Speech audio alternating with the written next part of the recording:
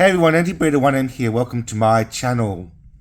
There's a type of knowledge about friends and acquaintances which is a useful indicator of your intelligence, but is also a burden on your memory and your recall and your ability to function. I mean helpful, trivial knowledge about people.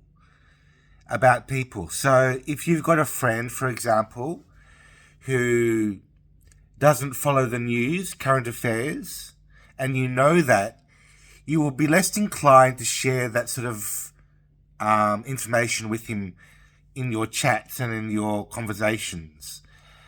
Or you might have a friend who is very money focused, even if you are, and you think that money is a distraction and a waste of time.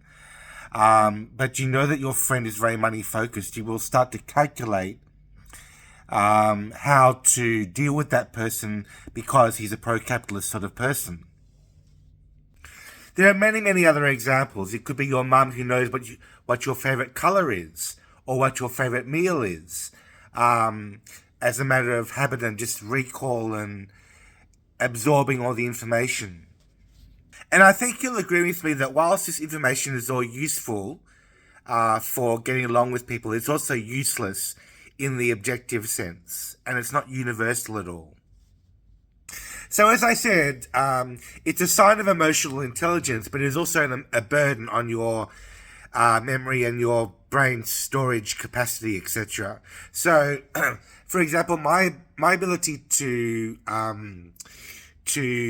probe the private lives of my parents is much stronger than theirs of me. And they make a lot of false inferences about me because their emotional intelligence is not as good as mine. Now, I wouldn't say I'm the most emotionally intelligent person in the world, but I'm pretty much up there in my own opinion. So I would say that my skills as someone who can remember particular things, peculiar things about people, is about 8 out of 10. Whereas for other people it might be 9 out of 10 or 10 out of 10. But for me it's about 8. And for my parents it's about 4 or 5, something like that. Now I have a bit of a clue about why my emotional memory is so good, in these terms at least.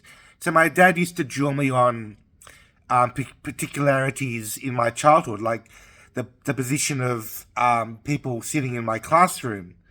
Or, and I still remember the names of people in my infant school, grade 2 or grade 1 or prepared kindergarten sort of grade, even though a lot of people have forgotten about theirs. And of course, having the records of all these names in written form has helped my memory along the way. But it's still kind of something to be a little bit proud of, in terms of the ability to recall names and faces from so long ago.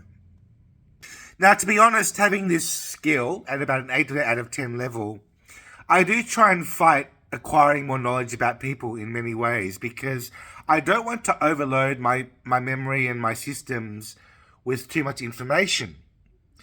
However, so as an educator, as a tutor in English, for example, which I have been for the last few years on a very, very small basis, I do remember particular people very well, but I don't like to remember new things about them.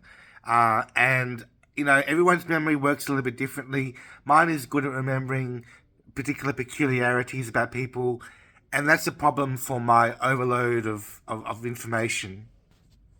And, I guess that's one of the reasons why I don't like to be an educator very much. I don't regard it as my ideal job, even though in some ways it could be very, very beneficial to me, and I would love to teach people. There's another part of me that says that teaching people would be a burden on my arbitrary memory of particular things, such as behaviors of a particular person in class, or their favorite color, or what their mum told them, etc., etc. All these things would burden my memory. And that's the reason, really, why I would prefer to be by myself, to just live in my imaginations doing creative writing and creative artivism, possibly with other forms of art like music and visual art, but not something concerned with other people too much. So I do have a social compatibility, profile rating and inclination within myself, but it's not huge. It's not huge. I'm not the biggest extrovert. And I don't want to be in charge of a great number of people who I don't like very much, such as screaming school children, for example, probably. So I think in this video I've relayed to you my important discovery of why emotional intelligence is a bit of a double-edged sword. It's more like you can remember a lot of arbitrary things, but are they useful to you? Probably not. That's my conclusion today. Hope you learned something from this video, and I will see you next time with very much more news in the future. Bye for now.